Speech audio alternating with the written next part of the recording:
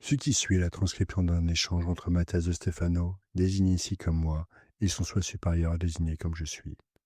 Dans cette capsule, la voix masculine incarnera le moi, tandis que la voix féminine représentera le je suis. Cette conversation, intitulée Innovation, a été réalisée le 26 juin 2021.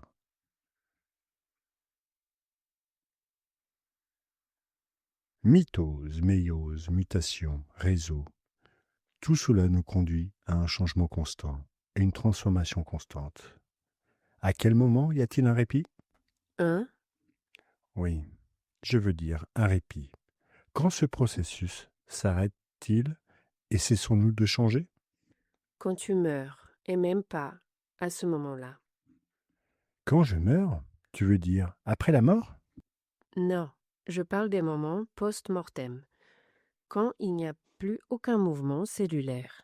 Et pourtant, tu continues à changer, car tous tes éléments chimiques se mettent à puiser de l'énergie dans les réserves du corps, puis s'épuisent, en se libérant dans l'environnement, déclenchant une oxydation sans recyclage, ce que tu appelles la décomposition. Ouf, bon. Mais je parle d'un autre repos, tu vois.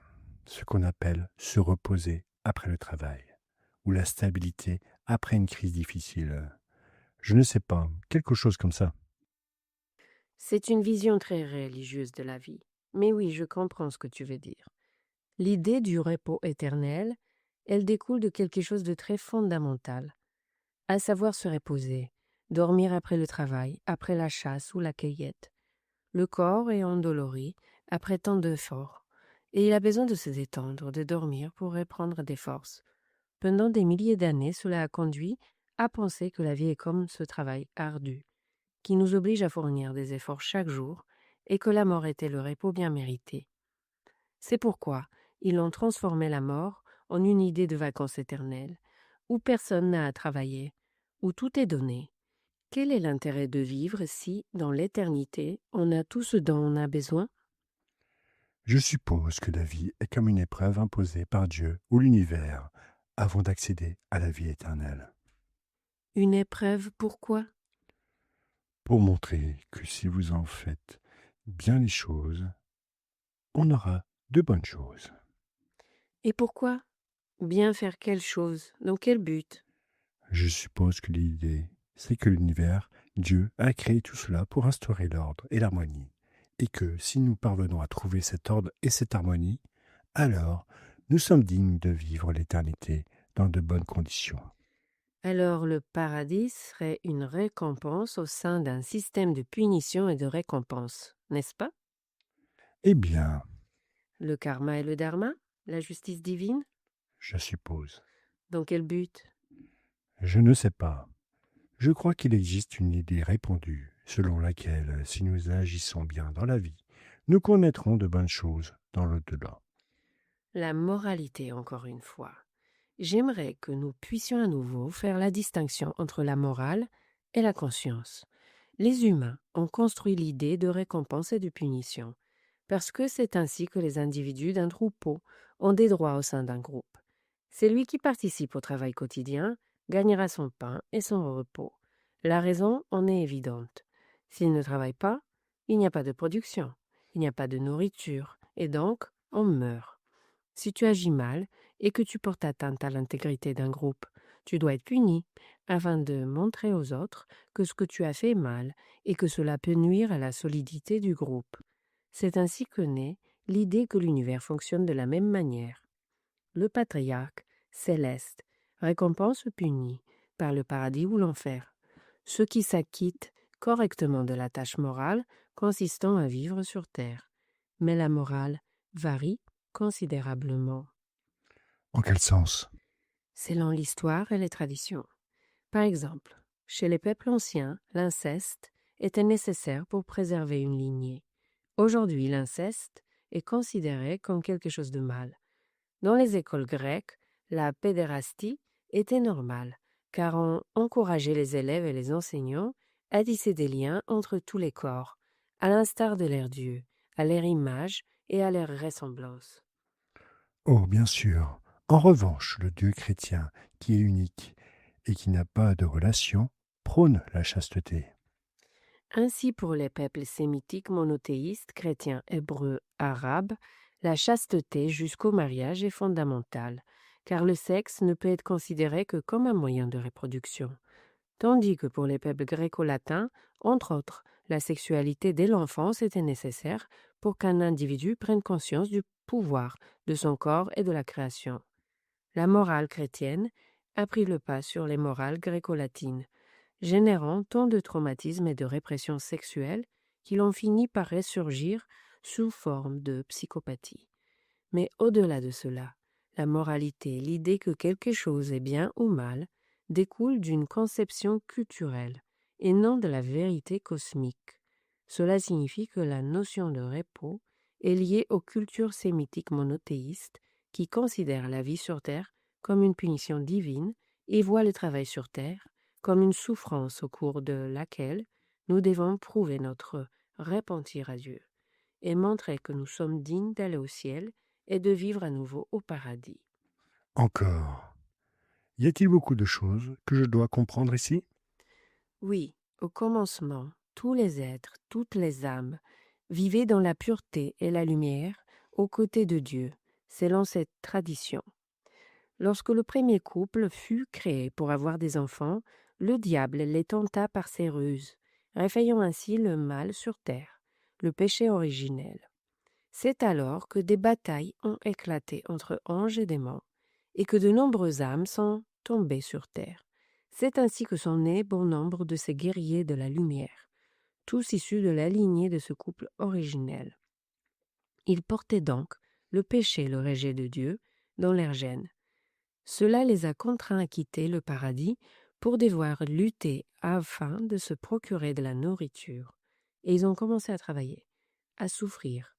Depuis lors, pour avoir régné Dieu, l'humanité souffre, travaille, doit se battre pour obtenir ce dont elle a besoin, du lever au coucher du soleil. C'est pourquoi l'idée du repos est associée au paradis, ce qui nous conduit à croire subtilement que chaque épreuve que nous traversons fait partie de cette punition, qui prendra fin un jour si nous agissons correctement. Waouh! Tu viens de bouleverser une de mes convictions, quelque chose que, même moi, je crois avoir ancré dans mes cellules.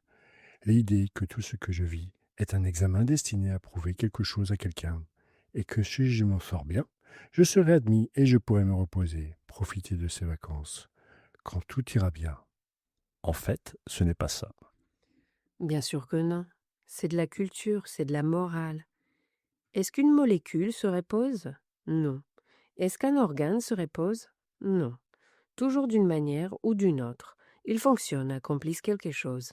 Or, dans la nature, il existe deux processus que nous appelons contraction et distension.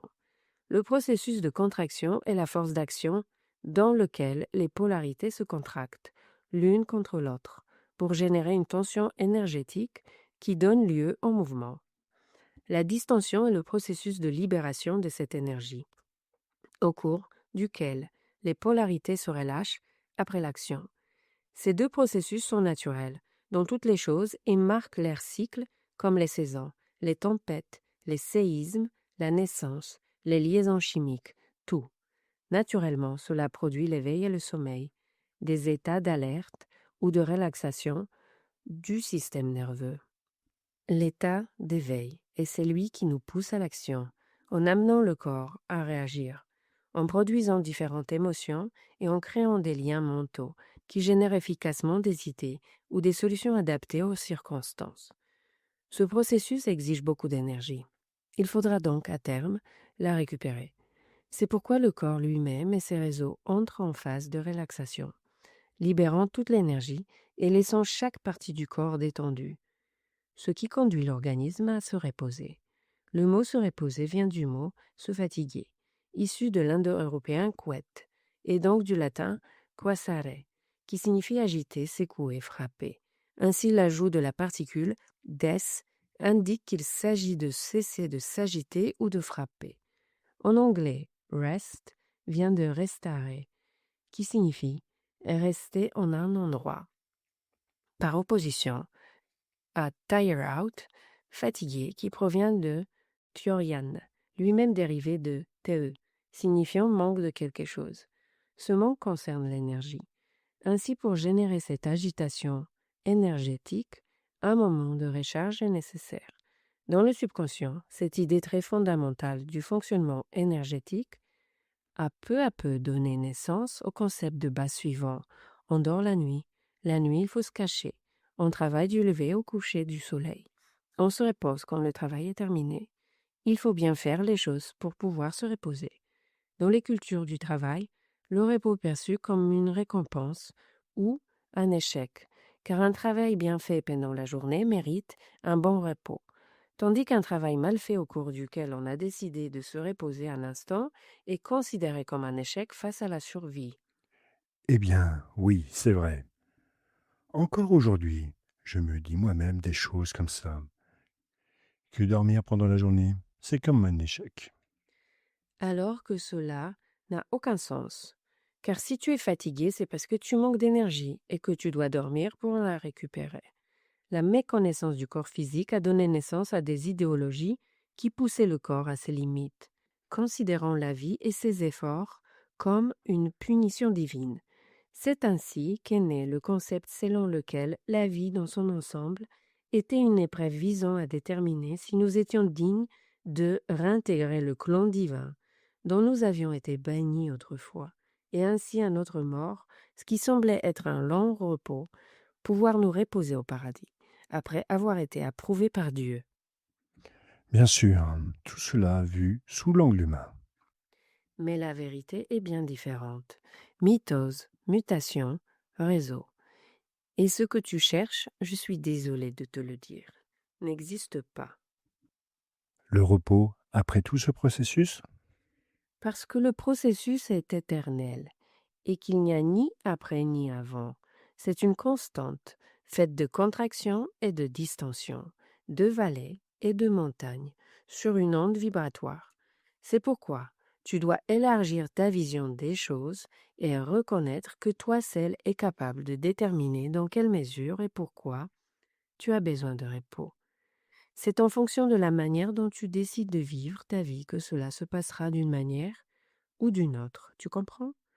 Cela ne dépend ni d'une punition, ni d'une autorité supérieure, mais de ta façon de vivre cette constante.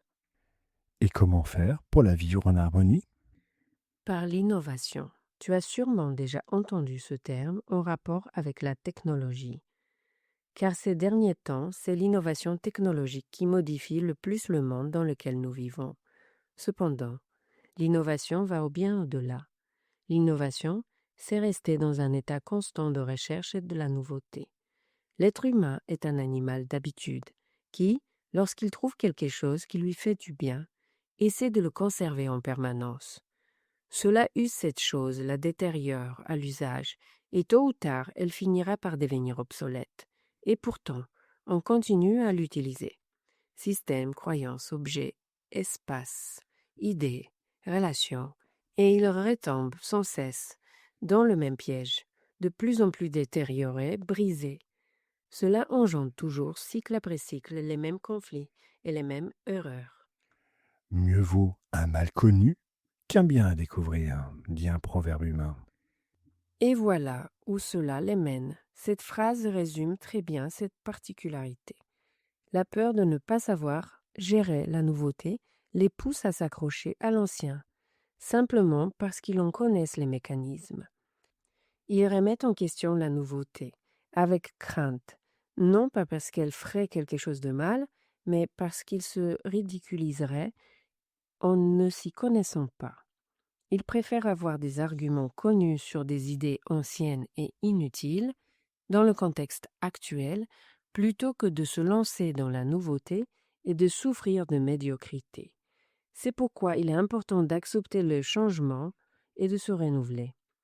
La pratique quotidienne de l'innovation nous aide à comprendre que rien n'est figé, rien n'est statique, que tout change et qu'il est nécessaire de se réadapter, d'apprendre de nouvelles choses dans la vie, de toujours regarder au-delà des habitudes. Donc, tu nous conseilles de chercher à toujours faire quelque chose de nouveau. Après une crise, ce n'est pas le repos promis qui arrive, mais une autre crise. La crise est un moment de transformation, et la transformation est constante. Tu seras toujours en proie à des crises si c'est ce que tu aspires. C'est un repos éternel. En te disant, jusqu'à quand devrons-nous faire ce travail sur nous-mêmes? Car la vérité, c'est que ce repos dépend de ta capacité à innover, à comprendre que chaque crise est une opportunité, que chaque conflit t'apprend quelque chose de nouveau. Celui qui considère le travail comme une punition plutôt que comme un moteur de croissance aspirera toujours à un repos qui ne viendra jamais, car il y aura toujours quelque chose de nouveau à gérer. Alors, à ces personnes qui ont l'habitude de demander jusqu'à quand, il faut répondre toujours. Et que, pour cette raison, nous devons apprendre à transformer la crise en stabilité. Une opportunité quotidienne de croissance. Se débarrasser de la peur de l'inconnu, ne pas savoir, ce n'est pas grave, car cela nous invite à apprendre quelque chose de nouveau. Et si cette nouveauté ne vient pas, il faudra l'inventer, la créer, la vivre. C'est normal de se sentir comme un enfant même à 90 ans. C'est normal de ne pas savoir et de poser des questions, de se laisser surprendre, d'apprendre quelque chose de nouveau, chaque jour si possible. L'innovation enrichit l'être. Elle le nourrit de milliers de nouvelles possibilités. Nous entrons dans une ère du Verseau, où la clé, c'est l'innovation. Des choses, des objets, des situations inédites à chaque coin de rue. C'est pourquoi tu ne peux pas nier l'évidence. Il y aura toujours quelque chose de nouveau à apprendre. Et la seule façon de s'adapter à la nouveauté, c'est de vivre dans la nouveauté. Autrement dit, innover. Alors, pose-toi cette question. Quelles sont les choses dans ta vie qui ont besoin de changer? Quelles sont les choses que tu as toujours voulu faire et que tu n'as pas faites? Quelles sont les choses que tu répètes sans cesse ou qui aboutissent toujours au même résultat? Prends-en conscience et reconnais qu'il existe en toi le pouvoir d'innover, de te transformer en quelque chose de nouveau et que, aussi minime soit-il, ce que tu apprendras fera une grande différence pour toi. Comme apprendre à faire des œufs au plat, quelque chose qui semble très facile, mais qui pourrait un jour faire toute la différence dans ta vie, quand tu auras très faim. Exactement, c'est pourquoi être humain, reconnais-toi comme un innovateur éternel, car il n'y a pas de répit dans la vie. La vie doit être vécue. Et tant que tu la vivras comme un enfant, en te laissant surprendre à chaque pas, en apprenant à chaque jeu, tu sauras que tu vivais déjà au paradis. Tu avais simplement oublié ce que cela signifiait. Je suis le générateur de tout ce qui est nouveau. Tu es le fruit de cette création. Tu as été l'innovation, et tu peux l'être à nouveau. Pour construire un nouveau monde, je dois devenir quelqu'un de nouveau. Innove en toi-même.